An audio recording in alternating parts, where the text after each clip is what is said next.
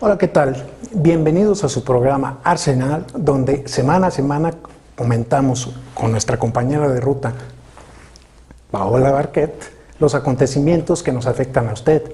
En las últimas semanas ha habido días difíciles. Hemos tenido aquí batallas que no nos corresponden, como la de los maestros, y tenemos para comentarlos un invitado estelar, nada menos que al jefe de gobierno del Distrito Federal, Miguel Mancera, al que le vamos a preguntar, sin más preámbulos, cómo le ha impactado el movimiento de la coordinadora, cómo lo ha sentido, es un dolor de cabeza para usted, cómo lo siente. Hola Pancho, ¿cómo estás? Miguel ¿Qué tal, Ángel? Paola? ¿Cómo estás? Bienvenido. Muchas gracias. Pues sí, sin duda que es un conflicto de índole nacional que, como bien señalas, ha venido a repercutir directamente en la Ciudad de México. La Ciudad de México es la que lo ha padecido, la que ha estado resintiendo de manera directa todos estos efectos de las diferentes marchas, bloqueos y plantones. Yo veo que es un asunto que tuvo momentos muy álgidos, que cuando comenzó y cuando llegamos a tener aquí pues más de 22,000, 23,000 maestros, pues la ciudad vivió días muy complicados, verdaderamente complicados, desde el punto de vista operativo, de ocupación, de movilidad, de todo, absolutamente de todo. ¿Qué advierto? Bueno, pues que ha habido diferentes acontecimientos, primero algunas modificaciones a los planteamientos originales de la ley, adendums, mesas, largas mesas, jornadas extensas en pláticas con la Secretaría de Gobernación. La información que tenemos nosotros en el gobierno de la ciudad es que ha habido avances, que ha habido una serie de acuerdos que van a seguir con estas mesas todavía un tiempo más. Una serie de informaciones que plantean el adelgazamiento del plantón y obviamente eso tendría que repercutir en que dejemos de padecer esto que, si bien lo perciben también los maestros, pues es una molestia diaria de la ciudadanía, es decir, la ciudadanía no puede ver con simpatía un movimiento que bloquea, que causa los momentos de caos que ha vivido la ciudad. Sí, Ahora, vinculado a esto, yo creo que es una buena oportunidad, señor jefe de gobierno, que responda usted a la gente que dice que usted ha actuado de manera tibia, es decir, que los ha dejado hacer, que hay una impunidad total, esta parte de la sociedad que se siente desprotegida, es decir, que dice, bueno, están bloqueando el aeropuerto 3 veces, etcétera, que dice, bueno, se protege el derecho de manifestarse, pero no se protege el derecho a circular. ¿Qué les responde? Mira, siempre hemos estado en una ponderación muy responsable de protección hacia la ciudad y hacia los ciudadanos. En el primer momento, en uno de los momentos más críticos, cuando, reitero, teníamos arriba de 20,000 manifestantes, bueno, pues lo que se podía generar era un disparo, un chispazo, para que se crisparan los ánimos y para que no estuviéramos hablando quizá de 20,000, sino estuviéramos hablando de 70,000 o más maestros en la Ciudad de México. Había que tener prudencia, había que actuar con cautela. Nosotros siempre hemos estado en comunicación con el gobierno federal, que también ha planteado estas mesas de diálogo. Es decir, al mismo tiempo que teníamos un bloqueo cerca del aeropuerto, que nunca hemos tenido bloqueado el aeropuerto, porque siempre marcamos un límite, es decir, el Aeropuerto Internacional de la Ciudad de México no podía estar colapsado en cuanto a sus operaciones, entrada y salida de pasajeros, ni de suministros, ni siquiera de movilidad, porque siempre hemos tenido un ala de servicio. Entonces, estando nosotros en el bloqueo, se estaba llevando a cabo una mesa de negociación. El factor de la Ciudad de México era un factor muy importante, era un factor en donde estaba en una encrucijada. Si nosotros hubiéramos generado un enfrentamiento en una hora compleja que está llena también de civiles, bueno, pues no sé, las consecuencias que se evaluaron hubieran sido mucho más complicadas, ¿no? ¿Cree usted que haya sido un error en el tema de las marchas haber modificado el Código Penal para que ya no fuera delito grave este tema? ¿Ahí habrá sido un error? ¿O? Mira, yo estoy seguro que esto ha servido ya de experiencia. El debate que se dio en su momento era un debate cargado hacia los derechos humanos, hacia las libertades, hacia una serie de argumentos que fueron los que prevalecieron. Yo lo que siempre he reiterado es que la Ciudad de México de todas maneras necesita tener instrumentos de defensa. ¿Qué ha pasado ahora? En últimas fechas, pues se ha hecho uso del Código Penal, se han hecho planteamientos a los juzgadores y ya hay una nueva línea de debate. Ahora los diputados y diputadas plantean la posibilidad de reformar o de modificar un artículo que vaya directamente enfocado a estas personas, no a los manifestantes. Eso es algo que debe quedar muy claro. No a los manifestantes, no a quienes están haciendo uso de los derechos sociales y de las libertades, sino exclusivamente a aquellos que lanzan bombas molotov o que lanzan petardos con la intención solamente de dañar, ¿no? Entonces, eso es donde ahora se va a centrar esta discusión y vamos a estar atentos a los resultados. De cualquier manera, la ciudad tiene que seguir trabajando y protegiendo a la ciudadanía y obviamente a la misma ciudad. Sí, yo abonaría o insistiría un poco en la pregunta que hace Paola, en el sentido de que efectivamente se modificó el Código Penal en la ciudad, se bajaron las penas, dejó de ser delito grave, el ultraje a la autoridad, las lesiones a policías, que parece que vamos a ir en reversa por lo que nos acaba de informar o de comentar. Y sí me gustaría ¿cuál es su opinión al respecto? ¿Sí necesitamos ese instrumento jurídico para que, digamos, haya forma de que de que los que agreden, los que lesionan, los que violentan, pues no se salgan tan fácil del problema, ¿no? Yo creo que es una suma de varias cosas. Primero, saber que con los instrumentos legales no se va a terminar el problema. Es decir, no es solamente un tema de sanción, cárcel, se acabó el problema. No, es un instrumento importante, sin duda, de defensa, de resarcimiento del Estado de Derecho, de las circunstancias de gobernabilidad, pero aquí hay que trabajar en conjunto con varias áreas. La línea de acción de las comisiones de derechos humanos, ¿no?, en esto que se ha venido planteando, incluso ya por la Comisión Nacional, bueno, pues de que se tiene que intervenir con el uso de la fuerza en diversos momentos, posición ahora que, bueno, pues, se toma en su justa dimensión, tal cual como se planteó, la interpretación de los tribunales para el uso de la fuerza, los propios manuales de uso de la fuerza y algo muy importante que hemos planteado nosotros desde el gobierno, este protocolo de actuación con la autoridad federal. Sabemos que la Ciudad de México tiene miles de marchas, ya lo informaba yo en días pasados. Son de causas ajenas. El 68% son de causas ajenas. Entonces, debe haber coordinación para que se atiendan de manera oportuna. Un ejemplo claro que acabamos de vivir apenas hace unos días ha sido el asunto de los cañeros, donde tuvimos aquí a más de 2,000 cañeros bloqueando el eje 7 Sur, con un reclamo que era absolutamente ajeno también a la Ciudad de México. Pero como esas, todos los días tenemos alguna problemática. ¿Cómo se logra que la ciudadanía no perciba esas miles de marchas y de bloqueos? Pues solamente con atención. Entonces, atiendes, desactivas. Eso es el día a día de la Ciudad de México. O sea, no podemos ser igual que otras ciudades en donde nunca hay una marcha o una manifestación, porque este es el centro político del país. Ahora, sobre el mismo tema de las marchas, ya platicamos del marco legal, del marco político, que es inevitable platicarlo. Suenan nombres, bueno, habrá que cuestionarnos quién está moviendo esos hilos de desastre en el Distrito Federal. Obviamente salen nombres, Bejarano, Ebrard, podemos decir varios, o también podríamos decir que es el mismo descontento, genuino descontento de los ciudadanos, o en general de cualquier persona del país que estuviera molesta. con la administración puede ser actual. Entonces, ¿es el descontento genuino y si sí, por qué? ¿O hay otro hilo que lo está moviendo detrás más político?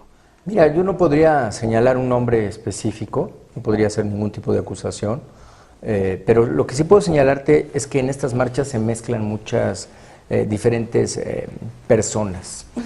Quienes están efectivamente por el reclamo social, quienes están efectivamente mostrando su descontento con algún asunto en particular. Hay quienes son absolutamente de la línea radical, ¿no?, que siempre van a estar en esta línea de protesta, y se suman otras personas que la única intención que demuestran y que dejan constancia es de agredir. Lo hacen incluso en momentos específicos. Lo vimos cuando ingresaron en septiembre al Zócalo, ¿no? El momento de la agresión no fue en ninguna otra etapa de la marcha, sino hasta llegar al Zócalo. Es decir, a la hora que llegamos a la calle de Palma, quizá Allende, y obviamente al entrar al Zócalo, ahí se intensificó. ¿Quién podría estar interesado en desestabilizar a Mancera? Siempre, pues mira, no sé si exactamente sea a mí o sea lo que significa la ciudad, el gobierno y la gobernabilidad, pero lo que sí es un hecho, bueno, pues es que hay gente que está focalizada y que siempre ha existido. Cuando yo fui procurador también nos tocó enfrentar este tipo de problemáticas en seguridad pública. Yo recuerdo desde el año 2000, 2001, nos tocó un evento muy violento en donde hubo destrucción de vehículos en distribuidoras, donde hubo destrucción de oficinas de bancos, etcétera. Pero esos son grupos específicos que van con eso, que hacen manuales como el manual que acabamos de ver, que atacan los cajeros automáticos, es decir, es un grupo que está a eso. Claro. Ahora, vinculado con todo esto, corre la popularidad del jefe de gobierno. Es decir, alguna vez usted declaró, yo asumo los costos de esta política de tolerancia que se está aplicando en la Ciudad de México. Por cierto, nos comentó a Paola y a mí, Marcelo Ebrard, que le parecía que usted ahí se había equivocado porque la responsabilidad última en esta ciudad es del presidente de la República, que es el responsable directo de las fuerzas del orden en esta ciudad. ¿Usted ha sentido que le ha pegado en su popularidad? Pues usted llegó con el 64% de los votos, tengo entendido. Y pues el desgaste ha sido grande. Mira, sin ninguna duda, eventos como estos te desgastan. Eso está claro. Pero si hoy, Pancho, estuviéramos hablando de que en el primer enfrentamiento hubiéramos tenido hechos mucho más lamentables, pues esos ya no los puedes corregir de ninguna manera. O sea, esa mancha ya no se quita. No hay forma, por ejemplo, yo sé que se corren riesgos altos, por ejemplo, voy a tomar el ejemplo de cuando desalojan la carretera federal a Acapulco, donde no hubo, con los escudos, los apartaron de la carretera, finalmente hubo pedradas, todo, pero bueno, salió al final todo bien. O sea, aquí no hay esa posibilidad. Mira, depende el número. Para que tú hagas un desalojo, tu fuerza operativa pues tiene que estar equilibrada. Cuando te hablo de lo que llegamos a tener en el aeropuerto, pues tuvimos cerca de 13,000 personas. O sea, abrir a 13,000 personas no es lo mismo que si tienes que abrir a 300 o a 400, ¿no? Todo tiene que ser evaluado desde el punto de vista operativo. Suponer que yo pudiera haber dejado en la decisión del presidente de la República esta apertura de la vialidad, pues solo se me ocurre que hubiera sido, primero, decir que toda la responsabilidad era del presidente de la República, que nosotros no haríamos nada en la ciudad, que todo lo tendría que hacer la Federación, y yo no estoy seguro de que ese hubiera sido el camino correcto. O sea, renunciar a tu responsabilidad también, me parece que no. Y yo haría énfasis ahí una vez más, ahí el capital político que se arriesga sobre todo, y aquí agrego, para el 2018, por ejemplo, con miras al 2018, qué tanto está pegando en el capital político, porque finalmente sí es con miras a un futuro, no es nada más para la gestión actual, ¿no? Mira, primero, obviamente en lo que estamos concentrados es Ya lo estás destapando. Bueno, ahí va la pregunta directa. Primero tienes que concentrarte obviamente en... Está claro, y lo hemos dicho, y así se ha entendido, que esto ha sido un conflicto federal.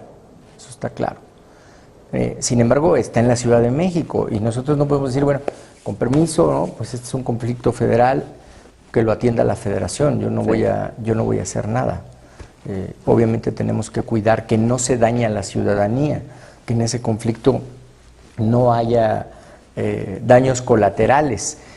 Hemos actuado de tal manera que no tenemos en este momento ningún otro daño que no deja de ser un daño importante, que es la movilidad de la ciudad. Entonces, tendremos muchas otras acciones que plantear para la ciudadanía para demostrar algo en lo que sí no podemos fallarles, que es el cumplir todas las promesas de campaña, alumbrado, vía pública, todas las intervenciones que dimos, seguridad, es decir, todo lo que se planteó y se comprometió. Esta coyuntura y estas coyunturas que pueden venir, porque pues nos tocó una época de reformas y de conflictos que nunca se habían presentado en la ciudad de esta magnitud. Al menos yo te puedo hablar desde que yo he formado parte del gobierno de la Ciudad de México, desde que yo me acuerdo, no había tenido un conflicto de este tamaño. Claro, sí. Ni en tiempo de duración, ni en intensidad, ni en lo que era en todos los demás estados. Llegamos a tener 22 estados del país con circunstancias pues similares a las que estaba enfrentando la ciudad. Yo tengo dos preguntas aquí. ¿Hubo algún momento muy difícil donde usted sintió que pudiera de alguna manera rebasarnos ese conflicto? Ese sería uno. Y otro que yo considero muy importante es el mensaje que le pudiera usted mandar a la gente que está irritada, a la gente que dice cómo es posible que estos señores sigan aquí sin hacer nada, porque si uno se sienta en cualquier mesa, es la plática que escucha. Sí, por supuesto. Mira, primero, un momento muy, muy complicado fue el último de los intentos de bloqueo de todo el día del aeropuerto, es decir, de Boulevard Aeropuerto. ¿El día del policía en coma? Sí. ¿Por qué? Pues porque dimos un ultimátum y porque íbamos a entrar a abrir, con todo el riesgo que eso implicaba, pero ya la ciudad no daba para más tolerancia. Ya había sido demasiado, había llegado a un punto muy complicado. Entonces, pues, ese fue un día muy difícil porque la policía ya estaba avanzando, porque los maestros sabían que íbamos a entrar y finalmente accedieron a salir. Pero solo para que imagines el tamaño de la problemática, en desfogar, una vez que dieron la instrucción para que se saliera toda la gente del bloqueo y que se dispersara, nos tardamos cerca de 40 minutos, ¿no? 45 minutos. Ahora imagínate en una acción, en una entrada con fuerza de la policía. Entonces ese ha sido un momento muy complicado. La otra parte es pues, como ahora acaba de suceder. Tú te acordarás del ESME, Pablo. Sí. Bueno, el ESME era de todos los días en todos los periódicos. Ya está otra vez el ESME. Ya quemaron coches. Yo me acuerdo que una vez quemaron unos coches por ahí por circuito interior. Bueno, era un reclamo, era una manifestación permanente. Y yo no recuerdo que... Sin embargo, nunca alcanzó los niveles que usted mismo lo dijo. Porque nunca llegó a esa dimensión. No era tan grande, ni se llegaba a plantones tan prolongados. Pero, ¿a qué voy? Se acaba de solucionar. ¿Cómo? Pues con un convenio, con una serie de toma de acuerdos, de datos. Esa es la solución. La solución, yo creo que siempre va a ser lo que planteamos. La solución sería el diálogo, ¿no? El diálogo para llegar a la solución. Sí, porque la Ciudad de México también, cuando estaba el ESME, cuando marchaba el ESME, pudo haber tomado la decisión de tener un enfrentamiento, de golpear, Sí, me faltaría la parte relativa a qué le diría el jefe de gobierno a esta gente. Sí, obviamente. Mira, que se la ha pasado mal realmente. Yo lo he reiterado que siempre estoy valorando causar la menor afectación.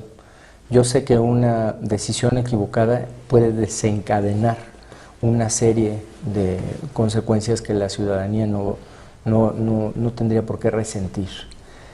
Yo por eso he reiterado que vamos a estar pendientes en el diálogo con las autoridades federales, que tenemos esta noticia, bueno, pues de que el conflicto está disminuido. Nosotros mismos tenemos interlocución con los maestros, y me refiero disminuido en cuanto a la efervescencia que llegó a tener. Ahora, dentro de los otros temas que comentaba ahorita, estos temas que también son muy importantes para la ciudadanía, está la seguridad definitivamente. ¿Qué está pasando en estos días con las pruebas de confianza? Cuando vemos que incluso hay ahora un colombiano secuestrado por personas que se hacían pasar por policías, que finalmente uno de ellos, si no me equivoco, estaba llevando a una parte de asuntos internos de la seguridad pública del Distrito Federal. Sí. ¿Qué está pasando con las pruebas de confianza que se supone que iban a ser nuestra garantía para poder estar tranquilos en esta ciudad? Mira, yo creo que el control de confianza ha sido algo muy importante, o sea, digamos como método de ingreso y de permanencia. Sí te sirve, pero definitivamente hay elementos en todas las corporaciones que así tú me asegures que han pasado todos los controles de confianza, no puedes dar una seguridad al 100% de que nunca va a desviar su conducta. O sea, estas desviaciones de conducta puede ser alguien que esté perfectamente evaluado, que siempre haya estado trabajando en la línea y de repente decide cambiar o pasarse a otro bando, al bando de los malos, ¿no? ¿Qué pasó aquí? En abono de lo que estás diciendo, eran policías, no se hicieron pasar por policías, claro. Eran policías. Bueno, delincuentes que eran policías. No, la verdad, en activo. Sí. Entonces, ¿qué tenemos que hacer? Este caso, como cualquier otro caso así, lo que tiene que encontrar es que no haya impunidad. El caso Heaven fue un caso que dañó a la Ciudad de México también. Y que nos puso a preguntarnos también si el crimen organizado, por ejemplo, sí, en efecto se está infiltrando también en nuestras policías, y entonces, ¿qué tanto es cierto que el crimen organizado no entra ahí? A ver, permítame aquí agregar, porque toca directamente a la pregunta que te iba yo a hacer. El caso Heaven, ¿cómo impacta en esta imagen de ciudad segura que mucho contribuyó usted cuando fue procurador a forjar, y que de repente, bueno, se desaparecen estos muchachos y finalmente pasan meses, aparecen muertos, y entonces se desatan una serie de especulaciones sobre efectivamente la presencia aquí del crimen organizado, de que, en fin. Mira, a mí me tocó como procurador enfrentar cuando menos 3 momentos muy difíciles. Esto, ya que mencionas el tema de la ciudad segura. Me tocó enfrentar cuando hubo una balacera tremenda en la zona de la Jusco, acribillaron a toda una familia, vehículos clonados que se hicieron pasar por policías, armas largas, una ejecución tremenda. Desde entonces se discutía, ¿crimen organizado o no hay crimen organizado en la ciudad? Y nosotros decíamos, este no fue el crimen organizado. Y la línea que divide esto de si es o no es crimen organizado, en ese caso se decantó por una banda de narcomenudistas conocida como la Mano con Ojos. Y nos decían, ¿y esta Mano con Ojos entonces, eso no es crimen organizado? Bueno, no está en el crimen organizado, porque incluso de ser crimen organizado la competencia sería federal. Yo no tengo por qué perseguir al crimen organizado, no tengo facultades para eso, me refiero en ese momento como procurador. Entonces, fue finalmente eso, fue un tema de narcomenudeo. Nos correspondió al Estado de México y a mí capturar esta banda, una banda muy, muy numerosa, de narcomenudistas que operaban tanto en la Ciudad de México como en el Estado de México. Después vino otro momento en donde acribillaron en la Morelos a 7 jóvenes, ¿no? Con armas largas todos. Ahí otra vez, ¿crimen organizado o no crimen organizado? No crimen organizado, bandas de narcomenudistas. Mismo resultado, mismo resultado. Caso Heaven, volvemos otra vez a focalizar Colonia Morelos, Colonia Tepito. La Ciudad de México por eso dejará de ser segura, yo creo que no, yo creo que tiene una infraestructura muy importante. Yo creo que tenemos que ir ahora remando de nueva cuenta hacia la percepción, a demostrarle a la ciudadanía que la policía está en la calle, que responde rápido a los llamados, que hay auxilio. Tenemos que cuidar una parte que sí es muy importante. Ahora cada vez tenemos más solturas, es decir, salen más rápido la gente de prisión por el mismo cambio y el enfoque de la política pública, de política criminal. Entonces, nos está costando mayor trabajo en calle, porque hay mucha gente que sale y la verdad no hemos logrado una reinserción como tal. Ahora, a mí no me gustaría irme sin preguntarle una última cosa. ¿Qué pasa, por ejemplo, con la confianza de Mancera a su equipo? Porque si no son los policías, ¿qué pasa con otros elementos del equipo? Secretario de Gobernación, Héctor Serrano, o Rodolfo Ríos, que es el procurador. ¿Cómo anda el equipo de Mancera? De gobierno, porque ya de jefe de gobierno, perdón. De gobierno.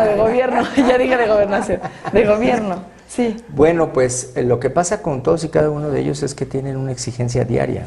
O sea, nosotros exigimos un resultado diario. ¿Hay confianza? Más aún en los casos en donde conozco exactamente cómo es el trabajo, como la Procuraduría, como qué pasa en seguridad pública. Ellos saben que la exigencia no va a dejar de ser permanente, independientemente de que podamos tener una relación de amistad o de cercanía.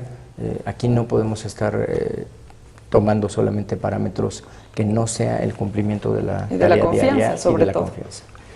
Miguel, otra pregunta que yo traía preparada, que ya es para cerrar esta entrevista, es las relaciones que hay entre el gobierno federal y el gobierno y el jefe de gobierno. Hay dentro de la izquierda más radical muchas críticas en el sentido de que, y lo leí y leo textualmente, y repito lo que leí en alguna columna por ahí, que usted se echó en los brazos del presidente Peña. ¿Qué le responde a estas gentes que piensan que...? Mira, yo siempre he respetado la manera de pensar de cada quien. Lo que tiene mi línea de conducción no es algo nuevo, ni lo estoy inventando, siempre lo dije en campaña, lo dije cuando era jefe de gobierno electo y lo volví a repetir una vez que asumí el cargo. Voy a seguir teniendo una relación institucional. Eso no quiere decir que te eches en brazos de nadie. Simple y sencillamente quiere decir que hay una relación institucional, que hay una relación, diría yo, cordial también del presidente para conmigo, y yo no tengo por qué dejar de ser cordial también en el trato. Entendemos cada quien y así es esta necesaria línea de trabajo, las responsabilidades que tiene el presidente de la República respecto de todo el país y las responsabilidades que yo tengo respecto de la Ciudad de México. Entonces, la relación de todos y cada uno de los actores políticos que han estado en la jefatura de gobierno o en su momento en las otras figuras de conducción de la ciudad ha sido de cercanía con el gobierno federal. No hay una sola gestión que no tuviera cercanía en cuanto al día a día. ¿Qué ha sido diferente? Bueno, pues quizá la relación personal, que siempre es absolutamente respetable, pero en la línea institucional voy a estar con este mismo trato. Eso no quiere decir que siempre coincidamos, ¿no? Claro. Como ahora no tenemos la coincidencia, por ejemplo, con el tema del petróleo, ¿no? Yo ya he dicho y he reiterado que la propuesta que apoyaré es la propuesta que ha planteado el ingeniero Cárdenas, y ahora la línea que ha lanzado el ingeniero Cárdenas de esta consulta. Eso es lo que yo apoyo y es en lo que yo creo. Así como en su momento manifesté pues que no me quedaba claro cómo operaría Cruzada contra el Hambre en la Ciudad de México. Es decir, ahí hay puntos en donde yo también entenderé cuando una decisión del gobierno federal pues no sea exactamente lo que nosotros esperamos.